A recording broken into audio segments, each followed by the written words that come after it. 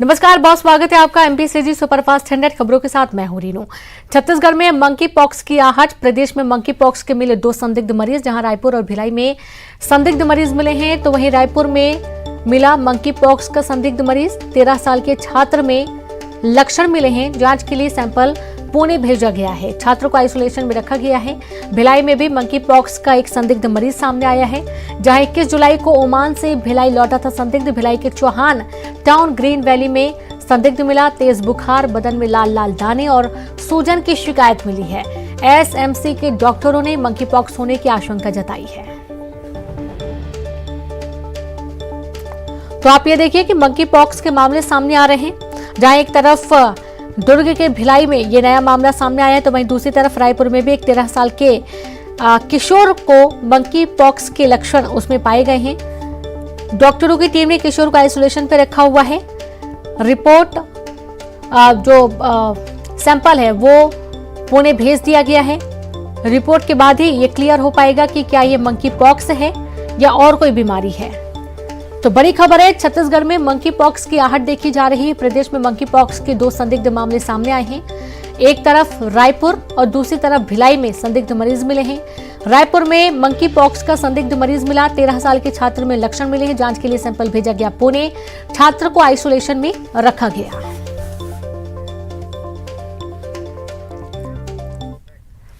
और खबर दिल्ली से, जहां पर मंकी पॉक्स का एक और संदिग्ध मामला दिल्ली में भी सामने आया है। संदिग्ध मरीज को एलएनजेपी हॉस्पिटल भर्ती किया गया है।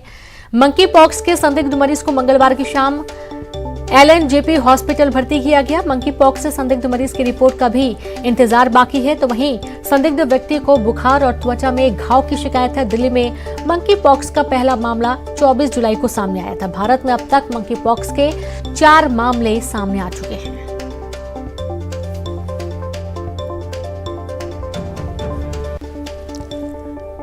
कोरोना संकट के बीच मंकी पॉक्स ने अब सबकी टेंशन बढ़ा दी है। देश में ऑलरेडी 4 केसेस जो हैं वो सामने आ गए हैं। अब एक और दिल्ली में संदिग्ध मरीज जो है वो मिला है और ये माना जा रहा है कि जो लक्षण उसको हो रहे हैं वो सारे मंकी पॉक्स के हैं। मरीज को एलएनजेपी में कल भर्ती कराया गया है और अब उसके जांच के सैंपल एनआईवी पुणे जाएंगे। और ये बताया जा रहा है कि शुरुआती दौर में मरीज को बुखार हुआ था, लेकिन अब पूरे बदन में दाने होने लगे हैं और मरीज के जो सिम्टम्स हैं वो सारे मंकी पॉक्स के सिम्टम्स हैं। तो ये माना जा रहा है कि दिल्ली में जो दूसरा केस सामने आ गया है, जो मरीज है ये गाजियाबाद का रहने वाला है और मरीज की ट्रैवल हिस्ट्री की अगर बात की जाए तो 2 महीने पहले वो पेरिस होके आया था और अभी 2 हफ्ते पहले वो मुंबई से आया है। तो अब जांच की पुष्टि होगी और उसके बाद पता चलेगा क्या दिल्ली में ये दूसरे केस ने दस्तक दे दी है।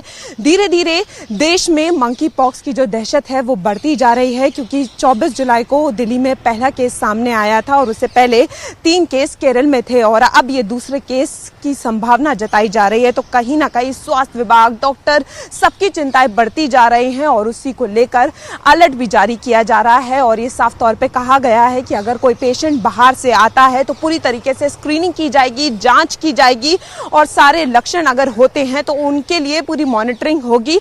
और अगर किसी मरीज को पहले से सिम्टम है तो एलएनजेपी में डायरेक्ट आइसोलेशन वार्ड में डाला जाएगा। तो कहीं ना कहीं दिल्ली या हम देश की बात करें, हर कोई तैयार हो गया है, लेकिन मंकी पॉक्स जो है वो धीरे धीरे अपना पैर पसार रहा है। तो कैमरामैन प्रकाश के साथ फराह खान, न्यूज़ 18 दिल्ली। तो देश में मंकी पॉक्स के मामले सामने आने के बाद अब लोगों में डर का माहौल है। इस बीमारी की जांच और इलाज के लिए सरकार ने पूरी तैयारी कर रखी है। फिलहाल इसकी जांच सरकारी संस्थान में ही करवाई जा सकती है, लेकिन निजी संस्थान भी इसके लिए पूरी तरह से तैयार हैं। ऐसे ही दिल्ली में एक निजी संस्थान पहुंची न्यूज़ 18 की टीम। रिपोर्ट देखिए।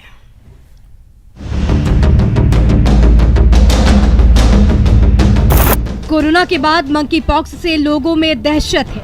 ये क्या है, इसके लक्षण क्या है और ये कैसे फैलता है, इसकी पूरी जानकारी के लिए न्यूज़ 18 पहुंची दिल्ली के star imaging and path lab में और मंकी पॉक्स पर बातचीत की डॉक्टर समीर भाटी से। 4 केसेस आ चुके हैं, 1 केस दिल्ली में पाया गया है। बिल्कुल, देखिए जैसा इसमें हम बात कर रहे हैं कि जब भी कोई कंटेजियस डिजीज होती है, मतलब संक्रामक कोई भी बीमारी, तो उसमें प्रिवेंशन सबसे अच्छा इलाज है। कोरोना के टाइम में भी जैसा हमने कहा था कि जितना हम बीमारी की रोकथाम कर सके उतना बेहतर है। मंकी पॉक्स भी संक्रमण से फैलने वाला रोग है। इसको फैलने से रोकने के लिए ज्यादा से ज्यादा संदिग्ध मरीजों की टेस्टिंग जरूरी है। फिलहाल टेस्टिंग की इजाजत सिर्फ सरकारी संस्थान को ही है। हालांकि निजी लेबोरेटरी भी इसके लिए पूरी तरीके से तैयार है। सारी तरह की इक्विपमेंट अवेलेबल है। अब सरकार की तरफ से जैसे ही दिशा निर्देश आएंगे कि प्राइवेट लेबोरेटरीज को या प्राइवेट अस्पतालों को करना है, तो जो कोविड लैब्स हैं वहां पर ये जांच आसानी से की जा सकती है। आइए अब डॉक्टर समीर भाटी से मंकी पॉक्स के लक्षण के बारे में जान लीजिए। बुखार होना, सर दर्द होना, बॉडी एक होना, मसल पेन होना, कमर में दर्द होना, इस तरह के सिम्टम्स रहते हैं। और इसके साथ साथ जो एक इसका मेन लक्षण है, बॉडी के ऊपर रैशेज आ जाते हैं। अगर इस तरह के आपको कोई भी लक्षण दिखे, रैशेज आपको दिख रहे हैं, तो आप अपने डॉक्टर से संपर्क कीजिए और वो सरकारी अस्पताल के थ्रू ये आपको अभी जांच कराएंगे। फिलहाल देश में पुणे का national institute of virology monkey pox की पुष्टि कर रहा है। केस बढ़ने पर जांच के लिए 15 और लैब को चिन्हित किया गया है। साथ ही प्राइवेट लैब को भी ट्रेनिंग देने को कहा गया है।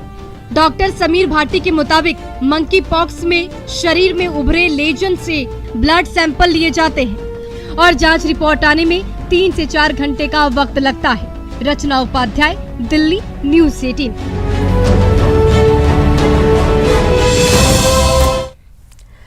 तो सुना आपने मंकी पॉक्स के जो लक्षण हैं। यदि ये लक्षण आपको आते हैं या आप किसी भी आपके परिचित व्यक्ति में ये लक्षण पाए जा रहे हैं, तो तुरंत डॉक्टर से संपर्क करें, क्योंकि समय रहते इलाज बहुत ही आवश्यक है। और अब कुछ नए मामले, संदिग्ध जो मरीज हैं वो भी धीरे धीरे सामने आ रहे हैं।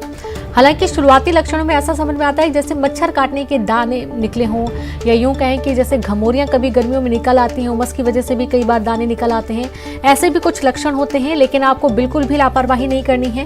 तुरंत डॉक्टर को इससे कंसल्ट करवाना है, क्योंकि मंकी पॉक्स की दस्तक प्रदेश में हो चुकी है।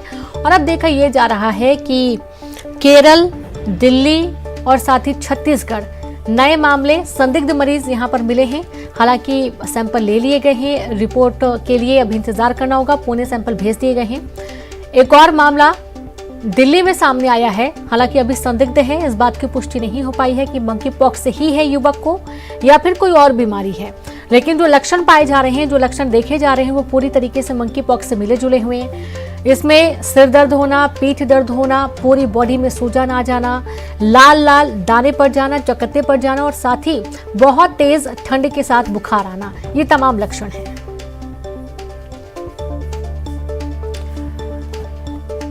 और चलिए सदरू करेंगे रायपुर से ममता लांजेवार, मिथिलेश ठाकुर दुर्ग से और फराह खान दिल्ली से लाइव जुड़ गए। तो सबसे पहले तो फराह आपके पास आते हैं। हम देख पा रहे हैं कि मंकी पॉक्स ने दस्तक दे दी है। जो लोग इंडिया से बाहर नहीं भी गए हैं उनमें भी इसके लक्षण पाए जा रहे हैं, ये एक बहुत बड़ी चिंता की बात है।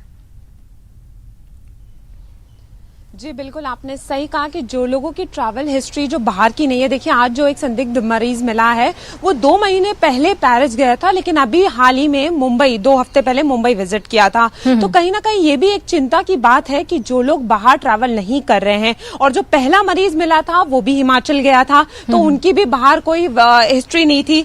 तो इसको लेकर भी चिंता बढ़ गई है कि कहीं ना कहीं ये जो वायरस है ये यहाँ तक आ गया और यहीं से लोगों को मिल रहा है। और इसके लिए स्वास्थ्य विभाग भी जो है वो अलर्ट हो गया है। चाहे वो हम मध्य प्रदेश की बात करें, झारखंड की बात करें, उत्तर प्रदेश की बात करें, कई राज्यों में जो है लोग एक्टिव मोड पे आ गए हैं। और स्वास्थ्य विभाग ने ये साफ कर दिया है कि जो लोग बाहर से आ रहे हैं तो उनका ट्रैवलिंग हिस्ट्री जो है वो नोट किया जाए, और दूसरा उनको उनके जांच के जो सैंपल है वो भेजे जाएं। देखिए, 21 दिन की मॉनिटरिंग भी साफ बताई है कि अगर लगता है कि पहले से कोई प्रॉब्लम है, फीवर है या कुछ है, तो जो लोग बाहर से आ रहे हैं उनको LNJP भी भेजा जा सकता है आइसोलेशन वार्ड में। क्योंकि देखिए, अब ये बहुत जरूरी हो गया है। धीरे धीरे मंकी पॉक्स जो है वो टेंशन बढ़ा रहा है, पैर पसार रहा है। अभी तक 4 केसेस है देश में, और अब 5वां केसेस लग रहा है कि हो सकता है, क्योंकि ये जो मरीज है इसको भी फीवर है और पहले जो स्किन रैशेज हो रहे थे, कल LNJP में जो है एडमिट किया गया। और साफ तौर पर ये सामने आ रहा है कि अब तक जो भी सिम्टम्स हैं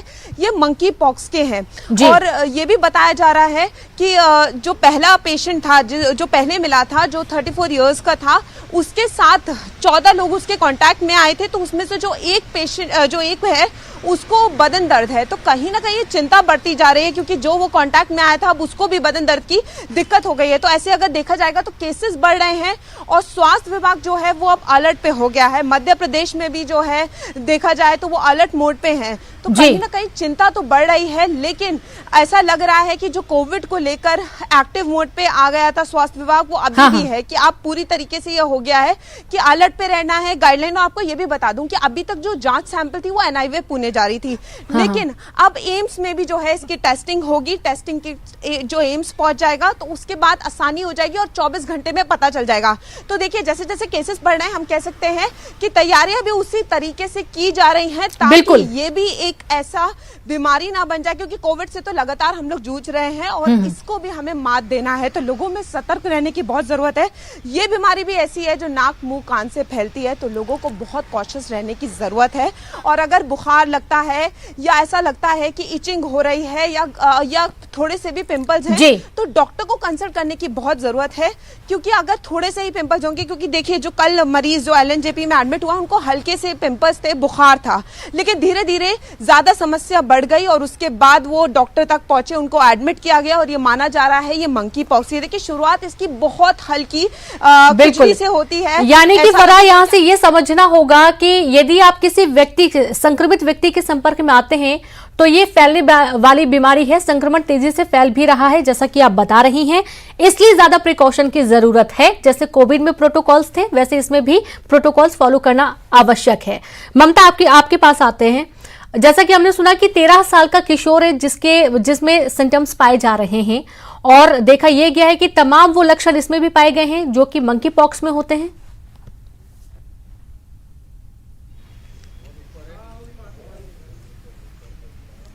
बिल्कुल देखिए, और राजधानी रायपुर के लिए भी अलर्ट रहने वाली बात है। कांकेर का रहने वाला है और वो रायपुर में रहकर पढ़ाई करता है। 13 साल का किशोर है और उसमें ये सिम्टम्स पाए गए हैं।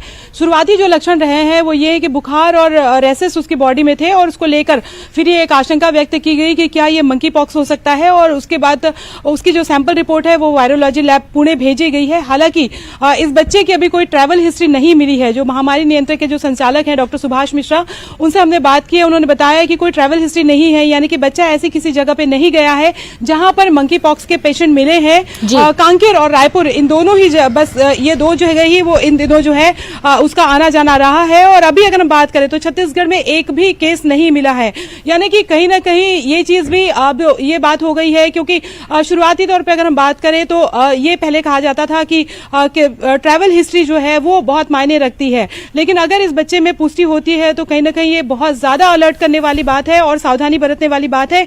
कोविड को लेकर अगर हम बात करें तो लगातार अलर्ट की स्थिति है और यहां पर मंकी पॉक्स को लेकर भी हाई अलर्ट पे रखा गया छत्तीसगढ़ को। हालांकि अभी कोई पेशेंट नहीं मिले हैं, लेकिन चूंकि कहीं भी कोई बॉन्डेशन नहीं है, लोग यहां आपस में आ जा सक रहे हैं, तो ऐसे में इस बात को लेकर आशंका बहुत ज्यादा है कि हो सकता है जो लोग बाहर से आए हो या किसी में ऐसा हो और उसके संपर्क में बच्चा आया हो। अभी कुछ कहना तब तक नहीं कहा जा सकता जब तक कि रिपोर्ट जो है वो पॉजिटिव नहीं आ जाती है, लेकिन अगर पॉजिटिव आती है तो बहुत ज्यादा अलर्ट की जरूरत है।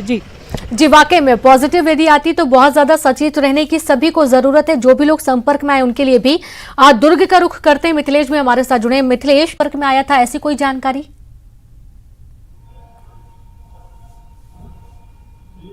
देखिए, थोड़ा सा बताना चाहूंगा कि जो युवक है वो 21 जुलाई को दुर्ग पहुंचा है, मतलब भिलाई के रहने वाला है वो, और उसका आना जाना अक्सर विदेशों में होता है। वो 21 तारीख को ही लौटा है। उसके बाद से लगातार उसको तेज बुखार आ रहा है, बदन में दर्द हो रहे हैं और जो हाथ पैर में जो है वो दाग पड़ने, जो लाल दाग कहलाते हैं वो दाग पड़ने, तो लक्षण कहीं ना कहीं पूरी तरह से मंकी पॉक्स के नजर आ रहे हैं। लेकिन अभी इसकी कोई पुष्टि नहीं हुई है। जांच करवाई गई तो चिकित्सकों ने भी ये कहा है कि ये लक्षण जो है वो उसके हो सकते हैं। तो अभी कोरोना की जांच की गई है और कोरोना की जांच के बाद में ये इस तरह के लक्षण देखे जा रहे हैं। तो उसमें पॉजिटिव बताया जा रहा है कि कोरोना पॉजिटिव है वो व्यक्ति। लेकिन अभी तक जो स्वास्थ्य विभाग को पहल करनी चाहिए कि कम से कम उसको आइसोलेट किया जाए या वो कहीं और न मिले, क्योंकि जिस तरह से मंकी पॉक्स जो है फैलने वाली बीमारी है, जिस तरह से कोरोना का संक्रमण बढ़ता है उसी तरह से ये है। तो अभी कोई गंभीरता से इसकी जांच नहीं की गई है और रिपोर्ट को जो है वो भेजा जाएगा बता रहे हैं, लेकिन ऐसी कोई गंभीरता नजर नहीं आ रही है। जबकि बताना चाहूंगा रेणु की ये कोरोना का संक्रमण संक्रमण जो था वो दुर्ग जिले में कितना फैला था ये बताने की आवश्यकता नहीं है। आज भी जो है वो कोरोना का संक्रमण लगातार फैला हुआ है। उसके बाद में अब मंकी पॉक्स का खतरा हो गया है। ये पहला मरीज है जो संदिग्ध मरीज मिला है।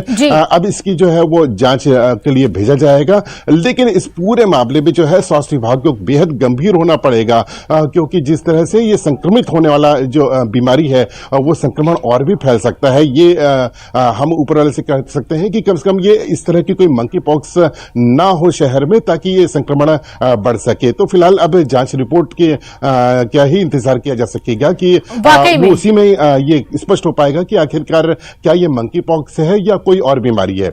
वाकई में, और ये बहुत अहम है। 21 तारीख को ही युवक ओमान से आया हुआ है और तब से ही हल्का बुखार था। अचानक से तबीयत ज्यादा खराब हुई और देखा गया कि मंकी पॉक्स के लक्षण इसमें पाए गए हैं। बहुत शुक्रिया आप सभी का तमाम जानकारी साझा करने के लिए। और स्वास्थ्य विभाग बहुत ज्यादा अलर्ट है और देखा यह जा रहा है कि छोटे क्षेत्रों में भी मंकी पॉक्स के लक्षण सामने आ रहे हैं।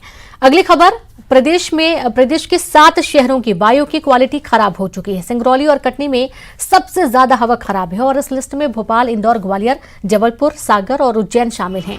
केंद्रीय पर्यावरण और वन विभाग ने देश के 132 शहरों में टेस्ट कराया था। वायु प्रदूषण की प्रमुख वजह धूल और धुआं है और इन शहरों का AQI लेवल 200 के पार पहुंच गया है।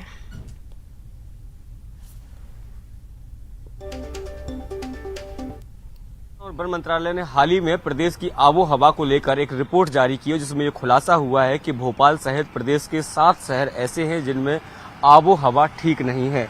यानी वहां AIQ लेवल कल जो है वो कहीं ना कहीं अधिक है, क्योंकि 50 तक अगर AIQ लेवल रहता है तो ये माना जाता है कि हवा अच्छी है, लेकिन 50 के यदि ऊपर रहता है तो उसको ठीक नहीं माना जाता है।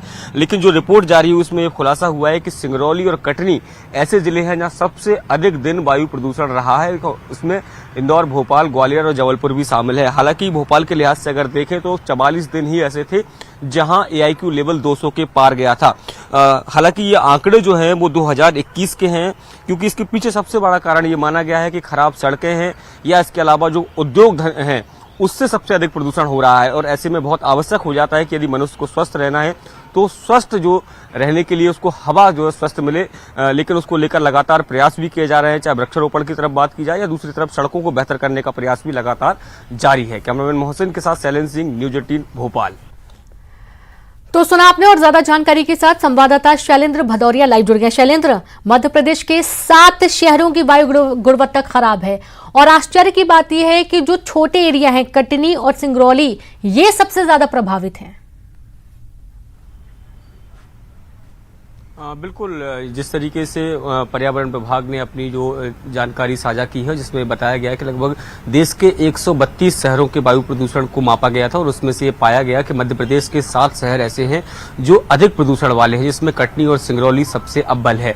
अगर पूरे 365 दिन के लिहाज से देखें तो 365 दिन में से 153 दिन ऐसे थे जब सिंगरौली में AQI लेवल जो है वो 200 के पार गया, जो बेहद ही पुअर माना जाता है। अगर किसी भी शहर का जो एयर क्वालिटी इंडेक्स अगर 50 के आसपास रहता है तो वो अच्छा होता है, 50 से 100 के बीच में संतोषजनक माना जाता है, लेकिन अगर 100 के पार हो जाता है तो वो खराब की स्थिति में आ जाता है।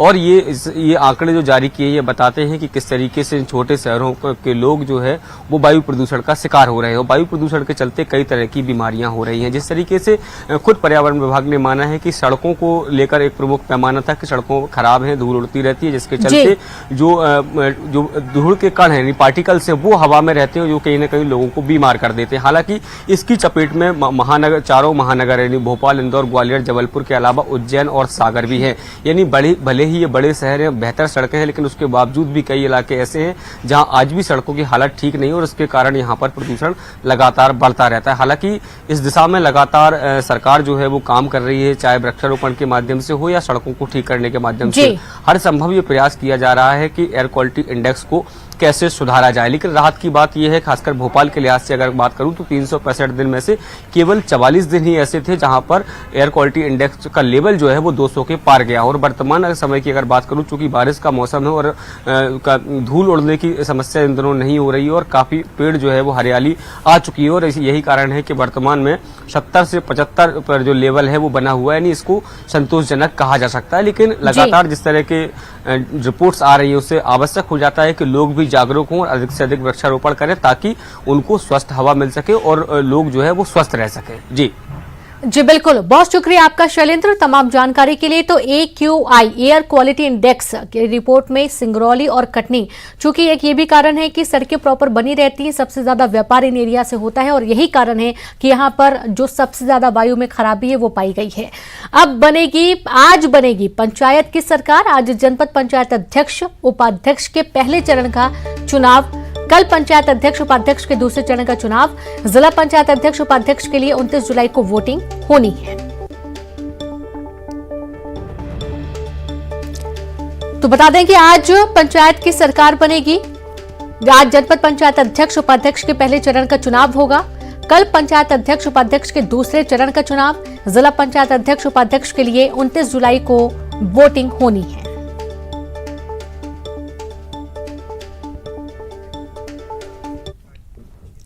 भोपाल से बड़ी खबर है, जहां पर सीएम हाउस में होगा मंथन। गांव और शहर की सरकार पर मंथन। चुने गए जन प्रतिनिधि करेंगे मुलाकात, सीएम शिवराज से करेंगे मुलाकात। मंत्रियों और विधायकों को दी गई जिम्मेदारी, अपने इलाके में गांव और शहर सरकार बनाने की जिम्मेदारी दी गई है।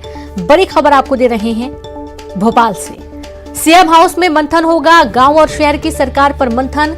चुने गए जन प्रतिनिधि करेंगे मुलाकात, सीएम शिवराज से मुलाकात करेंगे। तो वहीं मंत्रियों और विधायकों को जिम्मेदारी दी गई है, अपने इलाके में गांव और शहर सरकार बनाने की जिम्मेदारी दी गई है। बड़ी खबर भोपाल से है, जहां पर प्रदेश में लागू होगी सहकारिता नीति। सहकारिता नीति के माध्यम से रोजगार बढ़ाने पर जोर होगा। 31 अगस्त तक आवश्यक संशोधन करने के निर्देश दिए गए हैं। उसके बाद कैबिनेट में प्रस्ताव प्रस्तुत होगा।